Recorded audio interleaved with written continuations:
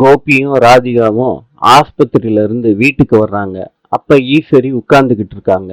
கமலா கோவப்பட்டு ஈஸ்வரிய திட்டுறாங்க.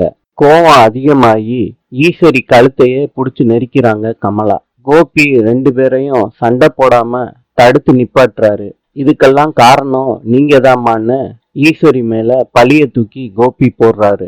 ராதிகா ஈஸ்வரிய திட்டுறாங்க. என் குழந்தை செத்து போனதுக்கு காரணம் நீங்கதான்னு. இந்த வீட்டுல பாக்யாவுக்கு மனசு சரியில்லாம இருக்கு. ஏதோ தப்பு நடக்க போறது மாதிரி பாக்யாவுக்கு ஃபீலிங்கா இருக்கு. அதனால ஈஸ்வரி கிட்டையும் எழில் கிட்டையும் பேசிக்கிட்டே இருக்காங்க. கோபி வெளியே போன்னு சொல்லிடுறாரு ஈஸ்வரிய. வேற வழி இல்லாம ஈஸ்வரி வீட்டை விட்டு வெளியே வந்துடுறாங்க. பாக்யாவுக்கு மனசு கேட்காம வெளியே வந்து பாக்குறாங்க. அப்ப ஈஸ்வரி நிக்கிறாங்க. ஈஸ்வரி பாக்யாவை கட்டி பிடிச்சு அழுது குழம்புறாங்க.